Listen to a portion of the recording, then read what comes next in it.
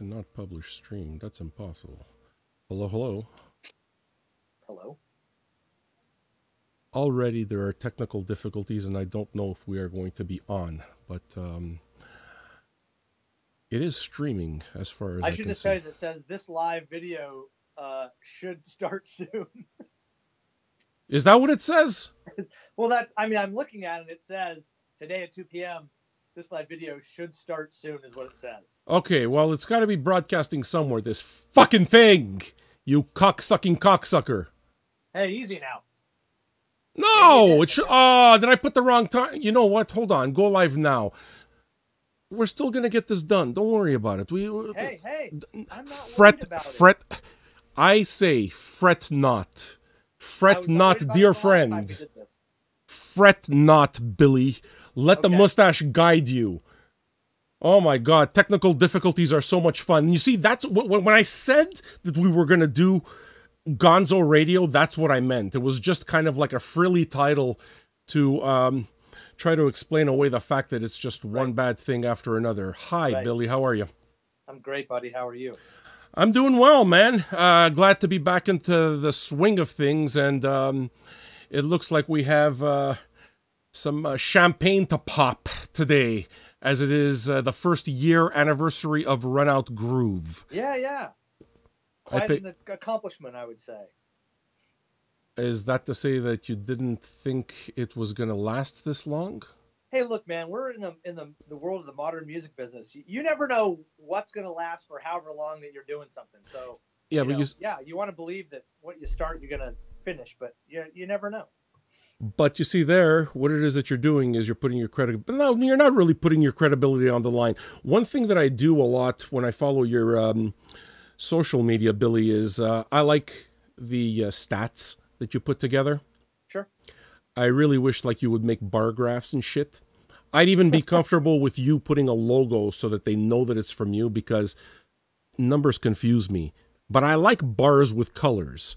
Okay. Right. All this is to say that it gives me the impression that you are a legitimate source for all things vinyl. Thanks, man. I hope that I am. I try not to blow too much smoke up people's behinds. But now you're saying that you don't know if you can get past a year, and you weren't sure. I wouldn't say that. There's a bit of a contradiction there.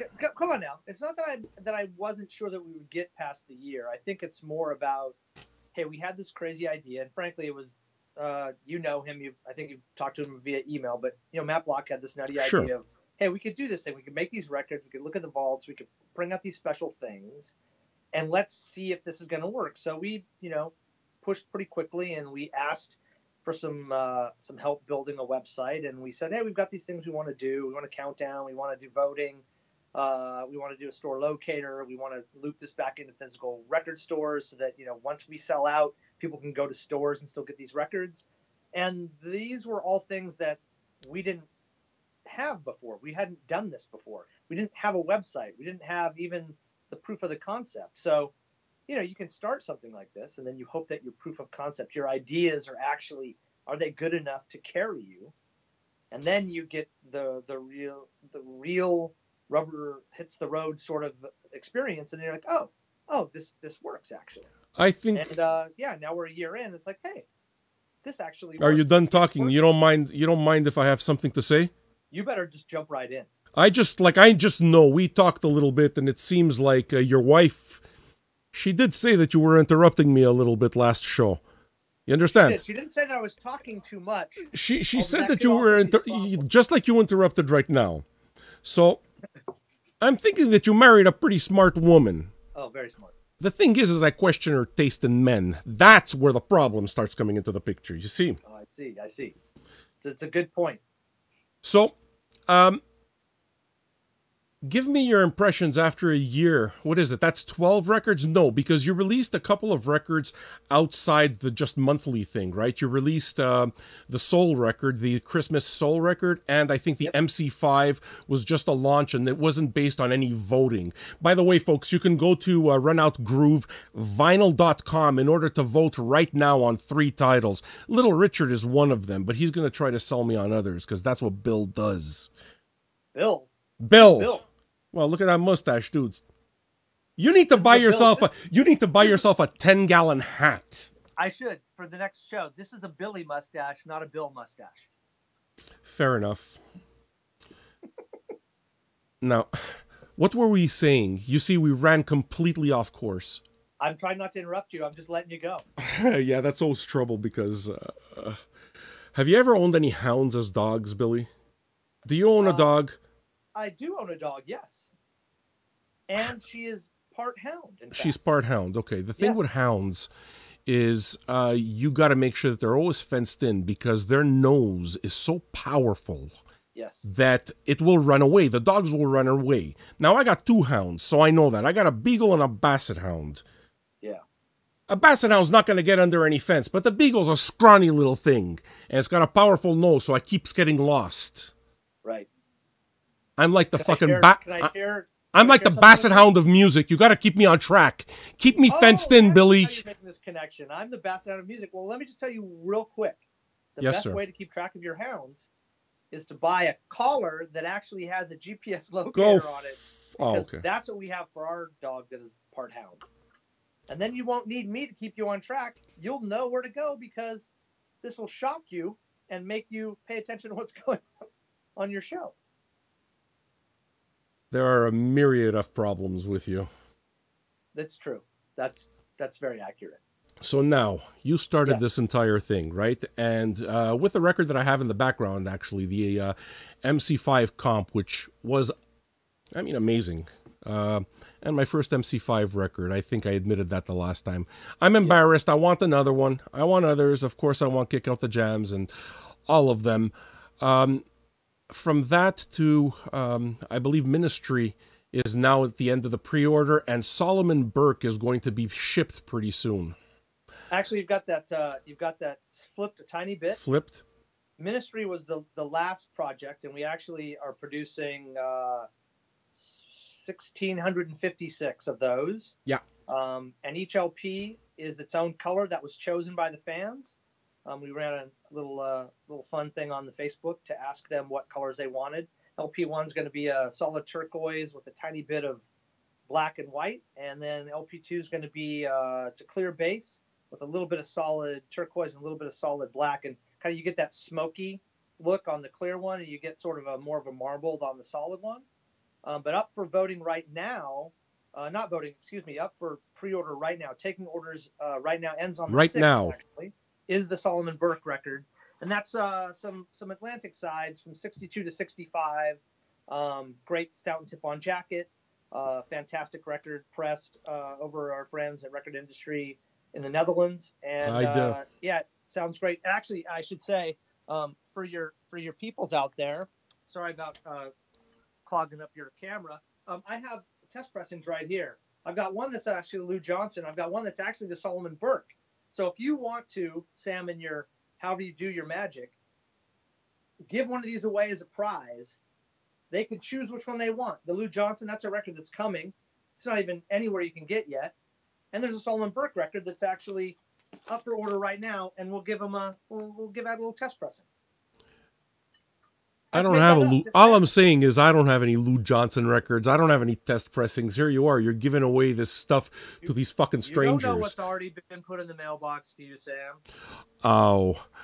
Yes, we can do that. We can definitely put it together. And you know what? The fact that you're doing test pressings is pretty cool as well. So what would you say is your experience from one year to another? Do you feel hopeful, Billy? Or are you just blowing smoke on those tweets that I follow? It's funny. You definitely go through phases in different parts of the year where you think, oh, I've been wrong about this the whole time. But leading into 2018, there are a couple things that happened last year, I think, that really point to a really healthy, wonderful, growing business that's going to just continue to be what it is and, in fact, strengthen. And that's basically the last quarter of 2017 far outperformed the rest of 2017 by quite a lot. I think the quarter itself was up something like 21, 22 points over the previous year. And that's that has actually come over into 2018 as well. So January is really on fire right now. We're selling a lot of records in a lot of different spaces. And that is always a good indicator of sort of what the rest of this year is going to look like. So now, last year, Record Store Day was huge. It was absolutely bananas, off the charts. That's what I needed to ask about. So now, in terms of like people buying records, is Record Store Day more of a mover in terms of the amount of units sold? Or is Christmas still like the high period for the industry? Because, I mean, we know at Christmas, right, all the box sets come out. So people splash a little more during that time. Right. You know, I think that what happens is you get two different peaks. Record Store Day, because it is Record Store Day, really sees that peak hit independent retail in a way that's incredibly dynamic. And then during the Christmas season, the indies absolutely see the benefit of it, especially after that like ship to arrive by Christmas window closes. Yeah. Which, you know, back in the battle days when I was just a youngster working in a record store, that was like 5 weeks of craziness. Like Thanksgiving happens and it's all the way through Christmas. And now really that's that 1 week. So indies see the benefit of that 1 week, but really where you see the peak happen is sort of everywhere else but indies that really outperforms those sectors during that time specifically, right? So indies are strong and they see a nice bump, but then those other areas that are sort of more dormant the rest of the year really see that activity again once that little window closes. Oh, you can't get this delivered in time. Oh, I got to get in my car and go find gifts now. And hey, records, turntables, those things are still really hot. Let's go do that. So is Christmas a better selling period or is Record Store Day? Again, explain it to me, charts and graphs. It's two Christmases. Yes. That's what it is. It's two Christmases. One Christmas, Record Store Day, indies really just dominate everything. And one Christmas, which is Christmas, everyone else gets a little bit of that action. Does that make sense? Am I not making sense? No, you're making sense. I'm trying to see who you're betting on, who the winner is in terms of units sold. Well, let's see. Do you have a Bassett Hound? Huh? Historically speaking, I'm going to get you back on track. Historically speaking, you have to. You really have to. I'm drowning here, Billy. I know, right? You know, indies have actually been the strongest base of vinyl sales from before we're even talking about the vinyl. Always rejuvenation, return, whatever you want to call it. And they still are somewhere around 40-41% of all the records sold in America, based on the Nielsen SoundScan.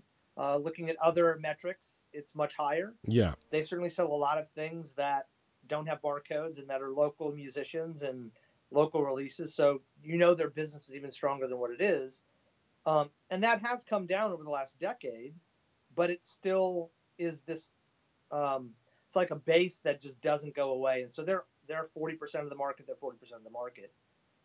Non-trad and online has certainly picked up market share as the format has become more sort of embraced by the general public. And so you've got Amazons and you've got other online sellers taking some of that market share away from indies, but the indies are still this really solid base that is the most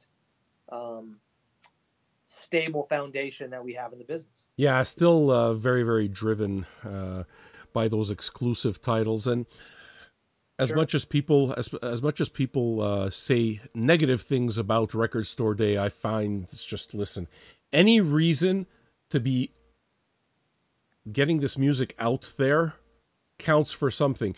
And it's not just the physical aspect of it either, Billy, because like a lot of the argument, I'm sure you hear it as well, right, is why vinyl? Well, vinyl isn't necessarily better. And it's just, it's not really a question of that. It's a question of you're making a connection with the music and something happens to your attention span and something happens to the way that you observe what you're listening to. Okay. And I'm saying this as someone who came from the iPod generation, just like you, right? Did you notice that when you were listening to music on iPod or when you listen to music on streaming, very often you don't make it to the end of the song and you're already fast forwarding to the next thing? I do that a tiny bit, but I think it's what I find when I'm streaming, because I'm on a train a lot. I commute into my office from my home. So I have an opportunity to listen to a lot of music streaming, and I need to, because obviously I can't take my record player on the train.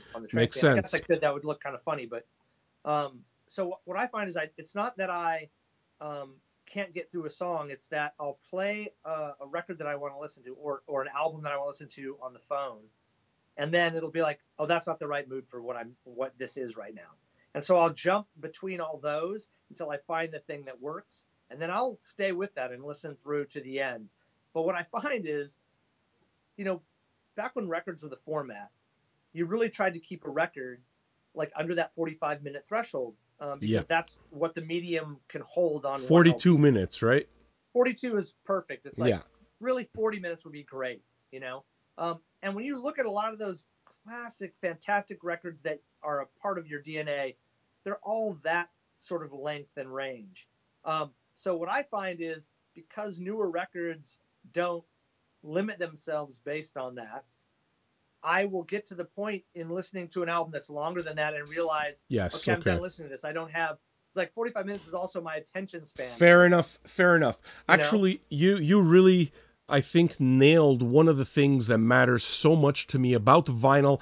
And I'm really hoping that the artists embrace that as well. I don't think they will, but when you bought an album back in the 60s and 70s, again, because it was the only format, these albums forced you to listen to that entire period of time. Let's assume whatever, 35-minute record. But the order in which the songs were placed mattered. It's not like it was just done willy-nilly, right? It's like they knew Freebird belonged at the end, and there was an album cover that came with it, and that was part of an experience that I feel is lost now. Okay, as well, and one of those reasons is, again, that length of time. It's just no one's kind of respecting it anymore. So it's like you can have an album that's 5 hours long. Look, I think the other thing, though, too, is that you do actually still have artists that are respecting that, because there's a lot of records that come out now that actually are fitting on one LP. What Chris Stapleton has been doing lately with the Live from Studio A, like those records are all that. The Volume 1 and Volume 2. Yeah, exactly. And he didn't try to make Live from Studio A as one giant 3 LP set or 2 LP set.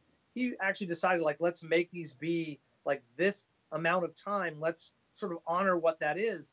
And you're right. There's absolutely an art to the way an album should flow, side one to side two. And there's far more intelligent people out there in the world that can tell you how these records have been put together to really exploit that benefit.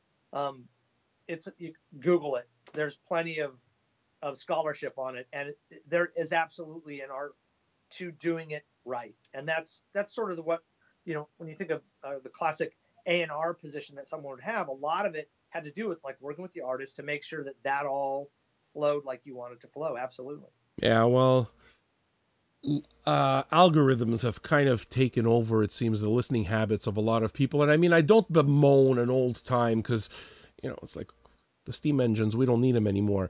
But what it is that I'm saying is, for me, the primary reason that vinyl is the format is because it connects me in a way where it kind of forces me into that time and a place. And, like any vinyl collector understands it when I talk about the vinyl experience, right? Mm-hmm. You're Absolutely. sitting down with it. You're interacting with it. Is it catching your attention or not? Is it just some kind of a gimmick? Or is it something that provides liner notes? Are the liner notes too much? It's like there's so many aspects that go in it, but still, it creates a certain cultural experience. And if it's done right, like for me, all of my favorite records, most of the reading I do is liner notes. If it's done right, you're reading kind of like a miniature book. Right. You want to spend time with the whole thing. Yeah. Throughout my life, no matter when I've purchased a record, I actually go through the immediate ritual of bought the record, open the record, pull the record out, take it out of the inner, flip it around, look at the labels, put it back in the jacket, and then read everything. And that's even with an old record you buy, picked up, used somewhere. It's the same thing. I bring them home. And actually now, lately, what I've been doing is I'm not going backwards and trying to add a collection into Discogs. But whenever I actually pick up a new little clutch of records somewhere, Yeah. when I get back to the house, I'll sit down, find them all, add them to the collection as they come in. And then part of that process is I'm trying to now add notes so that I know where I picked them up. So I do all that. I'm trying to I'm moving forward that way. The challenge will then be going backwards and remembering where you picked up the records. Dude, what you're saying is so right on, man. I just inherited a collection of 1,500 classical records, and this guy had a system there, and he had a little sticker with the VPI written on it saying which records were cleaned. Everything was sleeved. Everything was cataloged, and it becomes impossible to do all of that. But Discogs, all of a sudden, and I was actually expressing exactly that to Jeffrey of Discogs. It's become almost a new Library of Congress because you're able to put all of that information there. There's no need to remember any of it. Once you put the information, there you have it. You have it as a catalog. For me, I've told them that my Discogs is on 24/7 basically because it's a tab I always use. I couldn't imagine working without it because within that notes, you can put how much you paid for it, where you got it, the stories attached for it, which show they appeared on, whatever it is that you want. Right. No, you're absolutely right. And I think that, it also allows you to do things like, hey, the jacket really is near mint. Oh, except for this cutout hole or cutout cut that's lower left-hand corner. Or, wow, everything's really great except for there's this little mark on track 2 of side 2 that sort of makes it not as perfect as you want it to be. And you can do that as well. I mean, I do that because invariably you will end up buying a record multiple times. Yeah. One reason is because you don't remember that you have it. Yes, Another sir. reason is you have found a better version of it. And now in the notes on Discogs, you can compare those crazy Precisely vinyl nerdy notes like, oh, this actually is going to be a better version than one I have. I don't have to try and remember that. I can actually have a reference that I can carry in my pocket. So you go way to that point. You see, because for me, what I do is I have all of my categories, but I'll mark them down as VG plus, VG. Near mint is almost nothing, okay? And I don't really go too much into detail, like there's a whoosh on side 2, because if you start going into that type of micromanagement, once you have like thousands of records, it becomes impossible.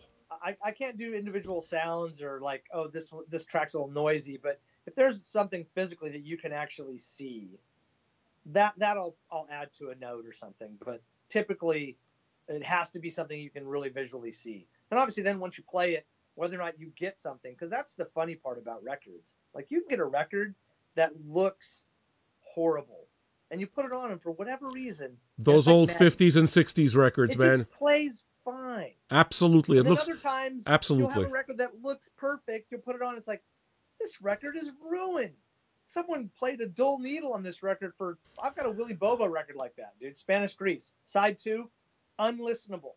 Because it's a new reissue. I have that same record, but I got an original. I'm saying like I bought an old record. Okay. It looked great. Side A plays great. Side B is literally, it's all static. It's like, it's a ruined record. But when you look at it, it looks beautiful. Great. Did you do that whole deep cleaning thing? Because, that definitely does make a difference. The thing is that when you play enough records, I'm sure you've been there too, you can tell if that surface noise is a result of like dirty grooves and if it's just stuff that you can't wash out anymore. Right. Yeah, exactly. Yeah, I don't do a whole lot of cleaning, but every once in a while I'll grab a handful and like take them out to a local shop that I go to and ask, hey, could you please run these through the cleaner for me? Because I don't have that set up at the house. You don't have that set up at the house, eh? Yeah. I'm beginning to realize that cleaning the records, I keep the whole thing here like an archive, like literally like the John Peel archive. So I try to keep everything in order. For example, Run Out Groove, okay, because we work together, has its own little category, right? That's nice. And then I add, and then you kind of like add to the archive. And every one of these videos has a story, so what I'll do is I'll take the notes and I'll put it in the story. Real fucking nerd-like, but you know what? When we talk about records, you remember the first record you bought, right? Yeah. Okay. You remember the records that you have trace marks on that you drew, whether it be Iron Maiden or whatever? Right. Sure. That shit makes memories. Well, it is. It's a physical manifestation of your memory, essentially. I mean, but that I would argue that that's also art that you see, books that you read, films that you watch. I mean, all those things contribute to that whole sort of patchwork of whatever it is your memories are tied to. You know, I can remember reading books, specific passages, specific movies, records as well. Yeah, Yeah, I guess. it's all about those steps that you take. That I mean, that's I mean, not to be all philosophical, but I mean that is your life, Well, and these are the things along with people, obviously, with the people that you love or that you're close to, with family or friends. All these things. well, That's it. the example that I always go to get philosophical is that we experience things through five senses. So every little thing does make a difference. To say that vinyl or listening to music, putting on that whole ritual, for example, Right. and just the whole physicality of it, and everything that we love is the same as a CD or whatever, would be completely missing the point. It's kind of like, well, you know, you're being served a steak, to be politically incorrect, right? But you can't smell it. There's nothing Right. around it. It's just a piece of meat, nothing else. You're not smelling anything. You can't, you know, you put some spices on it. But the thing is that when you rob it of everything else, you know what? Right. Even if that steak is spiced properly, it's not going to taste well. It's going to taste bland. Why? Because we absorb our experiences through everything. In India, okay, I used to have an Indian friend for a very long time, and one of the things that he taught me whenever he made curries for me is eat with your hands, because curries are a blend of spices, and the way you blend the spices give you an idea, and it tells you when you eat with your hands, number one, you're able to mix everything, but you're able to feel the rice and the way it's prepared and the spices, and it adds an extra experience. So now when I eat Indian food, I eat with my hands. I stopped because I grew this beard, and people started thinking I was like out of my fucking mind. But it is a nice idea, right? Hey, look at the crazy guy showed up again, and he's eating with his hands. We But got to talk to him about that. no, but it does make sense, right? Absolutely. It I mean, absolutely. yes. Yes, I agree. Yes, it makes sense. And I believe that because I believe that vinyl is not a trend, specifically because the dichotomy between a real experience versus a virtual experience is vast. If there was, Hold on one second though. You just Sure. used a word, and I apologize about interrupting. You just said vinyl is a trend, and what I would say is, in the context that you're using it, you're saying vinyl is a fad, because it is not a fad. In I fact, do not it believe is a so. trend, and it has been Okay, for a number of years, and now we have this established trend that correct. has turned into something that's far more than a fad. There we right? go. Okay. But now you're splitting hairs and you just interrupted my mojo. But you're right. You're absolutely right. Look, I need to correct you. We need to have a good. Come on. this is true. I just think that the dichotomy between the two things is vast. So anything that kind of connects us Yes. makes a difference to our real life experience. You know, like my wife and I, or whatever, you know, and my kid, we all kind of like do our thing on different floors, but we make a point every day to have supper together and just make sure that we spend that time together.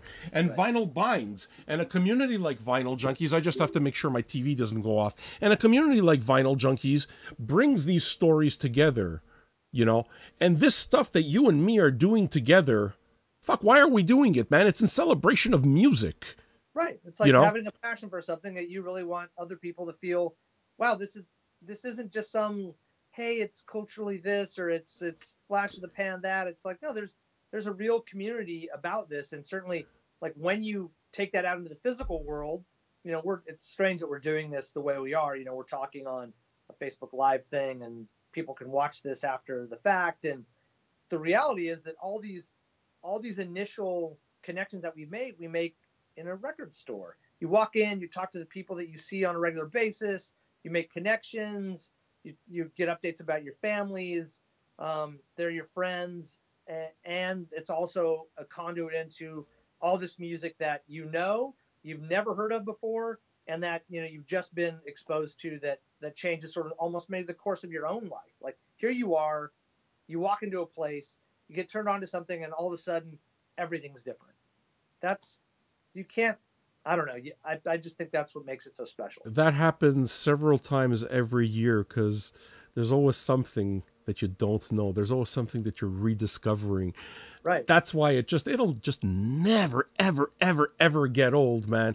I still get chills over dropping the needle on something. And for me, it's very important. I have this weird ritual where, if at all possible, I don't want to listen to something. I want the first needle drop to be my first experience. So, for example, if I buy a record, I buy a Neil Merriweather record that I've never seen before, I've never heard anything, I'm not going to go try listening to something ahead of time. Or Chris Stapleton. Can we use Chris Stapleton as an example? Sure. Okay. I saw Chris Stapleton, the album cover, I had heard all of the things that tell me that he does the kind of country music that I enjoy. And I enjoy the outlaw country a lot. Right? Right. When I got that record, when I ordered it, I hadn't heard a single note, and I didn't want to hear a note. To me, that was the point, because just dropping the needle, sometimes just getting that pleasant surprise, it's like, do you ever do that? That blind purchase idea. 100%. And I've done that a number of times, and I think that before we actually went live, I showed you a record, what I'm going to show you again. Show it. That's this record. I saw a small video of this band playing. War Girl. What is the rest? Arbolita. Okay. Is the record. Band from Long Beach. I tracked the record down through Drella Merch. It's a Swedish label that put the record out. Crates actually helped make I think some version of this record. Completely changed a lot of things for me. Like, oh my God, this is out there. Where is it? Got to track it down. Where is it from? The label is a Swedish label. No. The band. They're from Long Beach, California. And this is a new band. New band. Yeah, you see, that's fun. Because what you were showing me, especially... it's a revelation, man. It's just like, what? Dude, I remember... That kind of reminds me of the first time I heard... the Dungeon record. I don't know how to pronounce any Dungeon records, but Tidar, whatever. The one with the fine with me. The one with the flowers. Right. Yeah. Oh yeah. Great record. Holy fuck, man! I dropped the needle on that first song, and it's like, am I listening to Keith Moon on the drums? Not so much because you can start arguing about how prolific he was and what he brought, but during that 2 or 3 minute song, Dungeon plays short songs. He captured the energy of what made Keith Moon such a beast on the drums. Right. And, you don't expect that. When you see the album cover of that, you look at it, that's not necessarily what comes to mind. At all. That's the thing that's really great is like when you're absolutely surprised and what you think it is, it isn't at all, but it's even better. See, what I think I enjoy most about this thing, and what the good thing about what we're doing here is, I realize, both of us are trying to promote something, but in creating this content, there's no need to push anything because we're talking about things that we all love anyway. And there's like, at the base of so many of us, not everyone is looking to just buy the same Led Zeppelin records over and over again. What makes collecting records so cool is just the art, the discovering something new, man. It's just never, ever, ever gets old. Always there. And it's that idea, we're never going to have time to experience all the art, music, books, film that we want to. But there's always something there that we can then find. Well, and that's absolutely true. That's what this is all about. So what it is that I've done is because it's something that important is I've made it a point to surround myself with music and with people who like music and art as much as possible, as much as humanly possible, because it's a world that I understand immediately. Okay. And if we can kind of go back, and I know you can go, you and me can talk forever. That's the point, man. It's fun, you know. But just to get to this point, I came back from NAMM. You know how we were talking about, you know, this weird way we're communicating right now? Right. Okay. I came back from NAMM. When I visited NAMM, where I stayed was a client's place. And by the way, when you say NAMM, you mean the audio show, right? Yeah, the big audio show, all the instruments and all the rest. Turntables were very poorly represented. I'll talk about that tomorrow. Huh. But the person that housed me is a client. And it didn't matter because the moment it is that we saw each other, it's like there's a familiarity, right? And it's the same thing with you. Virtual or not virtual, what's good about virtual is that you can literally handpick everybody it is that you deal with. And you don't have to just go out there and deal with the fucking crush of assholes every day. Like, I don't even know how you manage to take public transit. I keep the earbuds in, and then I just stay focused on my work. I'm working. Is it true that, like, people just, I don't know, like, people defecate in the subways? I ask because I listen to Howard Stern, and Richard Christie takes the bus into the town, the train into town, and he says that, you know, there's people that shit in there. Yeah, look, the reality is this, okay? The vast majority of everybody that is alive is mostly good. They're mostly good people. Everybody. Doesn't matter the persuasion, anything. The vast majority of people are good. There's a very small subset of people that are not good. And they might do something like defecate in a public area. But, I mean, yeah, that's been happening forever, man.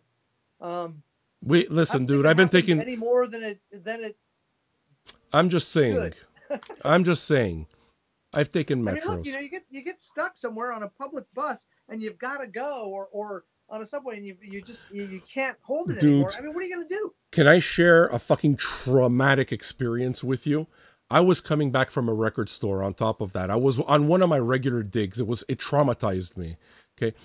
I don't have a lot of clothes, so I wear what I have to death until like I basically becomes dust. So there's these cut off pair of jean shorts that are completely faded out, and they're basically dust. Wait, Stop! Sam, no, not Lemmy type. Long. Sam, wait. He's ruining my fucking... You talk too much. Your wife's right. No, you wear cut off jean shorts. You have to stop that. No, just above the knee. Just above the knee.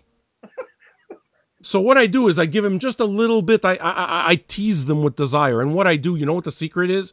What you get is a little bit of aroma right behind your knees because it sweats there. So what it does, it releases your essence. And that's the way it is that you attract record collecting ladies. Okay, great. I didn't know that's what that was about. That's what it was about. So I was wearing shorts. It's because you interrupt me. I'm telling stories. Sorry. So I'm wearing shorts. And I was... do you have this ritual that when you go shopping, you kind of always go to a couple of shops and you do the whole tour? There's this tour that you do. And in between all of those, then you go get lunch, right? And lunch is where you sit at the table and you start kind of like going over your records. I realize it's 4-year-old behavior, but you play with your toys while you're eating your poutine, right? Sure. You do this, right? Absolutely. Okay, definitely the poutine part. You're absolutely right. Okay. So I was wearing these shorts. Now... I ate something. Dude, it gave me the fucking runs. You understand? Thank you so much for sharing that with me. And it was hot. So it was one of those humid days. My tummy doesn't do well when it's hot. I must have had too much coffee. I don't know what it was. All I know is that you're fucking clenching and I'm driving this car. I'm trying not to fucking kill myself.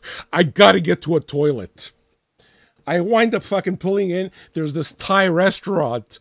Pull in and it's like I'm walking to the restaurant like a little penguin. And the dude, could I use your toilet? He goes, yeah, right there. And as I go to the toilet, I can hear the guy in the background laughing his fucking... He's just trying to control his laughter, but he's laughing at me. So I went in there and realized that when it is... I sharted... Okay, and there was this big fucking mess, and it just went all the way through my jeans. It went through my jeans, and it fucking traumatized me because I just walked into it, and the guy laughed because You know that guy went home to his family and said, "You can't believe it, dude. Somebody came into our restaurant today, shit his pants." Actually, what he said when he went home was, "You're not going to believe it. Someone came to the restaurant today wearing cutoff jeans shorts." Come on, you're not going to let this go. They were good jeans. They are good jeans. No, I'm gonna wear some of those at a show down the road, and I'll model them. I gotta try that. So what it is that I've done is I've made sure that I always wear this kind of like sweater around. I always have a sweater around just in case, because it's embarrassing. It is. Sam, unbelievable. I can't believe this. I can't believe our call devolved into this story, but I do appreciate you sharing such intimate details about your life. And I appreciate you and all the records that you put out. And I think that the Solomon Burke, man, is something that I can't tell you how much I'm looking forward to getting, because having to collect all of those 60s records, all of that great 60s Atlantic stuff is hard, man. I've been shopping a long time. It's not like I don't look for the Solomon Burke. I look for it. It's just people don't sell it. The people who have it generally hang on to that stuff. Yeah, they're tough to find, especially in the wild. Finding them in the kind of shape that you would want to actually purchase. You know, I have a question. That is the tough part of that. You know, I have a question. You can see them, but they were played. Those records were played. I have a question. Yeah, but they also lasted a long time. Those Atlantic platters were really nice. Will it come with an original purple Atlantic label? Yes, it will, right? Yeah, for sure. Yeah, it's going to be a label that matches the era for sure. Okay, I kind of figured that you had that. No, it's just Solomon Burke and Ray Charles is certainly another one. Ray Charles you see a lot more because he sold a whole lot more records, but yes, that stuff, man, it can become overwhelming. Unless you're a completist, it can become overwhelming to get all of it. Yeah. I think that, you know, for anybody that recorded for a really long period of time, I think that's always a bit of the struggle. Like how deep do you actually go? Should you stop here, or should you actually go ahead and say, I'm going to just have a whole section of this? Ray certainly liked that. I mean, he put out a lot of records, and not just Atlantic records. Oh, hell yeah. ABC, Paramount, and the other labels that he recorded for. Tangerine, his own label. Absolutely. Yeah. And yeah, it is tough. You know, I really appreciate that Rhino actually put out the Ray Charles and Mono last year that has sort of all those core early Atlantic records. Sure.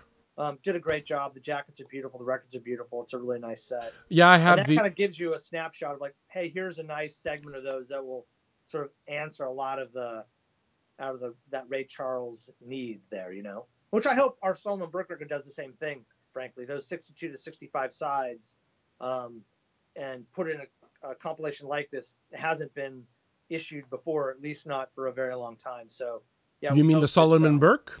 Yeah, exactly. No, the Solomon Burke's it's a first time reissue, right? Yeah, exactly. That's going to be awesome. Besides as a collection, yeah, absolutely, yes. Well, wasn't this fun? Well, are we already? Or do I have to go now? We said that we try to keep it under 45 minutes. Hit it and quit it, right? You. I mean, look, I don't know how we top the bathroom story. I'm not sure. Look, I just feel like we know each other now, and I share. I feel I don't know, you know. Should I stop being this vulnerable with you? No. You're laughing at me now. No. Have you never shit your admit? No. Have you never shit your pants? I'm not going to admit that right now. Fuck you. Exactly. Hey, look, you're probably wearing. You are wearing diapers right now. You are wearing diapers right now. You are wearing Depends. No, you know something? I'm going to be vulnerable with you too. I will tell you a story real quick. Please. So that hound dog that I have, that dog that is part hound. Okay. So I live in. What is this dog's name? River, and I walk her a lot. So I would say a couple springs ago now, I was out walking the dog, and I felt the need to have a fart. And as I was walking the dog, it wasn't just a fart. And I remember going home and relaying this to my wife in a way that was like, honey, you would not believe what just happened, but excuse me, because I have to spend some time in the bathroom right now, and we'll come back and we'll talk about that in a moment. So yes, I'm just like you, my brother. Okay, Sometimes accidents happen. my question now is, what do you do with the underwear? Like, for me, I was in a Thai you just restaurant. throw them out. You don't throw even them wash out. them. You just throw go them away. out. Okay. You have to get rid of the evidence.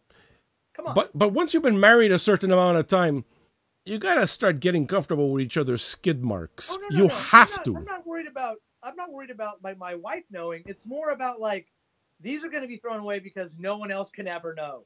But now the whole world knows, Billy, and I thank you for that. That's what you did to me. See what you did? Vinyl brings us together with these stories. It binds us. It does. It binds us together. Solomon Not like Burke. what happens when you have to use the restroom. Listen, real quick before we go, I just want to say two things. Yeah, do it, brother. Hey, Run Out Groove is going to be running around the U.S. and attending record fairs, and we're going to be giving away copies of records and trying to get you to give us your email so we can keep pestering you about great records. But we're going to be in the D.C. Record Fair on the 18th of February. And then also, I just wanted to give everybody a quick early look of the Dr. John record that comes out next Friday, because I have copies here in the office, and I figured your folks would want to get a little view of it. It's a beautiful record. So I'm going to show that to you right now. And beautiful Stoughton tip-on gatefold jacket. And the inside is truly magnificent. Liner notes?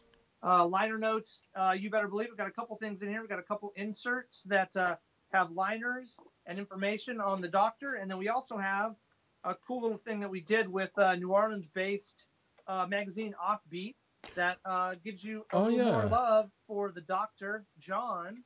So it sounds good. It looks good. It is good. You're going to love it. You're going to dig it. And it's shipping now, and it's coming out next Friday. Okay. How do you like that? You're such a shill. It's fun, man. It's always fun with you, and I really enjoy doing it. Yeah. And next month, we're going to come up with something else to talk about, and people are going to get used to the fact that you're a shiller. You hustle all the time. Hey, look. For music, it's worth it. It's good. It's all passion, baby. I just don't want to have any more conversations about our bowels. We'll try not to, but conversations with you sometimes they steer off a little. Billy, you rule.